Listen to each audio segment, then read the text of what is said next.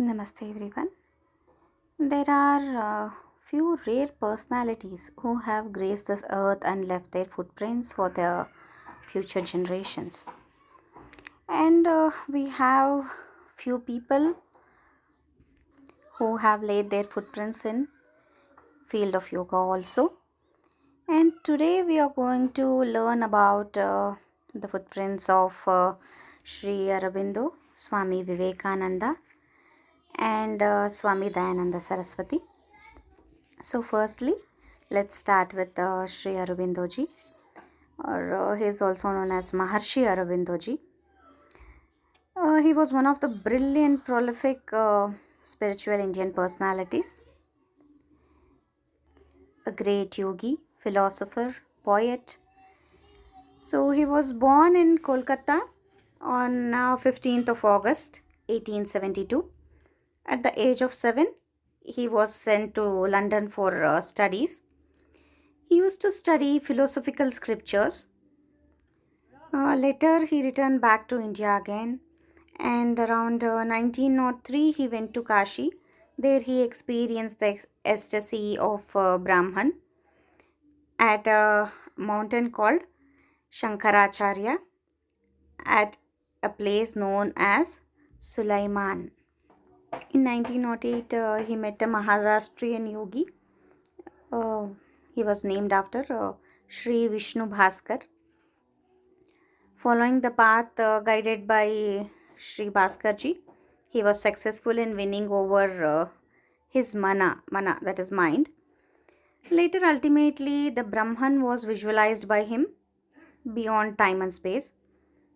He was under the influence of Sri Paramahamsa and Swami Dayananda Saraswati. He aspired to establish the lost spirituality in India once again. According to him, the Vedic culture is par excellence, and he used to propagate his message throughout his life. He interpreted Srimad Bhagavad Gita. According to the age old Vedic tradition, he founded the Pondicherry ashram, influenced by his spiritual personality. Sri Ma, who was a French lady, she came and resided in the ashram at Pondicherry. After the Nirvana, Sri Aurobindoji, Sri Ma took over his responsibilities of the ashram and served it. The education of Aurobindoji started from ancient sages. He believed in one power that is called Satyaswarupa, a true form of consciousness, that is the unique and permanent Atman. All entities are the integrated parts of one Atman, but they existed separately. He wrote about 68 books on different spheres of spirituality. One of his best publications is The Life Divine, focusing upon the theoretical aspects of yoga. And the other one is Synthesis of Yoga. It deals with the practical aspects of yoga. Sri Aurobindo Ashram, located in Pondicherry, is a great seat of spiritual practice known as internal yoga. So, they spread the spirit of universal brotherhood in the ashram. So, this is about, in brief, about Sri Aurobindoji. Next, let us know about Swami Vivekananda. As we all know, he is a pioneer social reformer whose contribution in the upliftment of the society, especially in the field of yoga in Western world, through discussions and lectures, is very much worthwhile. He stressed upon the theory that how negative thoughts could be eliminated out of psychological, uh, physiological, and emotional balance through yoga. His philosophical work on yoga is Raja Yoga, Karma Yoga, Bhakti Yoga, Gnana Yoga. His important publications on yoga include Karma Yoga and Vedanta philosophies like lectures on Gnana Yoga, Bhakti Yoga. Now, coming to his life and lifestyle, he was born on 12th January 1863. According to the Hindu calendar, it was a Makara Sankranti time. So, he was born in Calcutta. His childhood name was Narendranath Datta. His father, Vishwanatha Datta, he was a very father was a very famous lawyer in Calcutta High Court. Vishwanatha Datta was highly influenced by the English culture. He wanted to make his son also follow the same English culture. But Narendra's mother, Bhuvaneshwari Devi, great lady, always used to spend all her time in worshipping Lord Shiva. So Narendra also, like, he wanted to meet God. So he had a burning desire to meet God, who was handed by scriptures and the whole world. He went to Brahma Samaja also in the quest, but he was not satisfied anywhere. He determined to promote the Vedanta, the philosophy of yoga in Western culture. Swami Vivekananda dedicated his life to his guru, Sri Ramakrishna Paramahamsa. Swami Vivekananda was a great visionary. He visualized a society which does not have any difference among the people in the name of caste and creed. From his childhood, from his youth, he had very much high expectations from youth. He believed that only youth could change the nation, and he was a great source of inspiration. And we could give the Sri Ramakrishna Paramahamsa and Swami Vivekananda as the best example of Guru and Shishya relationship. As we know that the Guru should not be money minded, he should not expect the money, and he should give all his Vidya, whatever rendered by him, to his follower, that is Shishya. And in return, the Shishya should also have certain qualities. He had to be very polite to the Guru, and he has to oblige all the things which is said by the Guru. This bond between the teacher and the disciple, or the Guru and the Shishya, is very unique, and this is the speciality of India and its ancient culture. If a teacher accepts money for his teaching, there exists no bond between them. A teacher cannot be money maker. In fact, in India, teacher disciple relation exists like relation of father and an adopted son. So Swami Vivekananda was a very good Shishya or very good sadhaka. So he learned many things from his guru, and this led for great improvement in his life and career, and even in turn he could give us a footprint that we can follow in our life. Swami Vivekananda considered the Advaita concept. While speaking on Raja Yoga, Swami Vivekananda explained in detail many spiritual points, like the whole world is made up of two elements, the sky and prana. The prana expresses itself only in the form of energy, in the flow of intellectual power, and also the activities of collective body energy. To know the real nature of prana and restraining it is called pranayama. So, what is pranayama? This is the thing explained by Swami Vivekananda. The whole world is made up of two elements, sky and prana.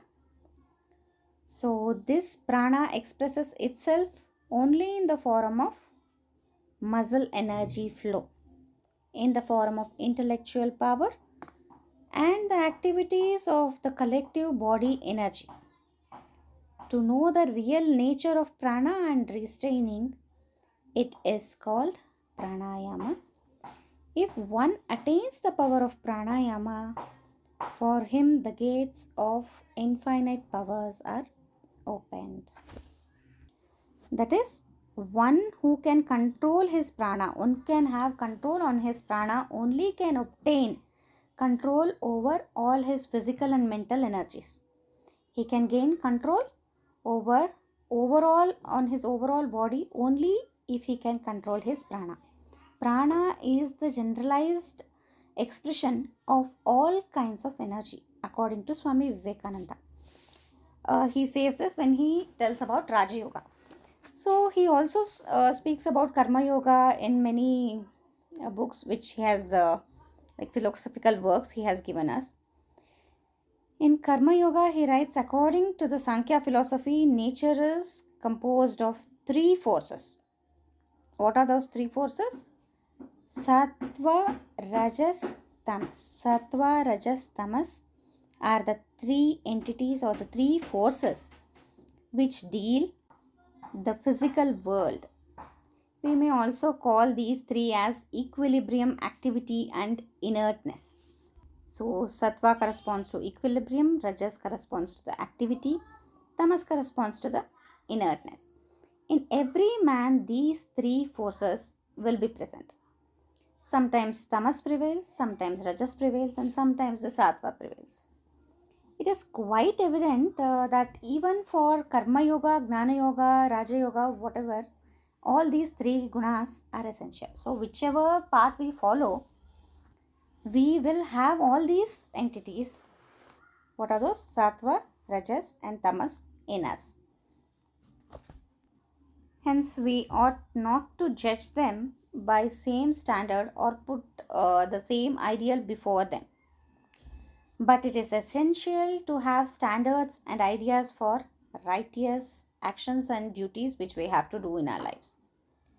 So, next coming to Bhakti Yoga, Swami analyzed critically, projecting Bhakti as the ultimate love form, which is like Narada Bhakti Sutra. He interpreted the Narada Bhakti Sutra and translated it in English separately. So, if you get to know that there is a book called Narada Bhakti Sutra, and this was there in Sanskrit, and Swami Vivekananda was the person who translated it in English. These are the few teachings of Swami Vivekananda. And next, coming to Maharshi Dayananda Saraswati. He was a great social reformer and an upholder of the Vedic culture. He worked relentlessly to promote the physical, spiritual, and social progress of all the mankind. He very much supported yoga and spiritualism. Meditation practice were placed at a higher level, and physical and purification practices like hatha yoga practices were considered as the preparatory step for meditation. Karma and duty need to be performed without any adverse justifications. The universe is the manifest of all the supreme reality. This was his basic idea. He also believed that everything is divine in this universe. Yoga and spirituality cannot be irrational or illogical. They have to be subjected to the principles of universalism, scientific attestation, truthfulness, and objectivity. According to Maharshi Dayananda Saraswati, Gnana Yoga, Karma Yoga, and Bhakti Yoga are not three separate paths, but they all flow together. So they are all mutually interconnected. When you follow the path of Gnana Yoga, you also follow the path of Bhakti Yoga, as you would be completely dedicated to your Guru to gain the Gnana. To gain the knowledge, you will be completely dedicated, completely focused on the teachings of your Guru. So that is your bhakti towards your Guru. So you will be following all the work which is suggested to you, which you have to do, but whatever the Guru tells you. So that comes under karma. So he says that this karma, gnana, and bhakti, all these three types of yoga are interconnected and they are not separated. These three complement one another on the path of salvation. He was a living example of an union of these three paths. Swami Dayananda Saraswati was an embodiment of great yogis, sages, and siddhas. His contribution to the world is very much important. So, these three people have laid their footprints in the field of yoga. So, we came to know about their teachings, their life and lifestyle in this class today. So, there are yet more videos to come about the sessions of Yoga Wellness Instructor Ayush Department certification. So, keep watching. Thank you for watching the videos. Please like, share, and subscribe our videos. so that it will be a great enthusiasm for us to do more. Thank you.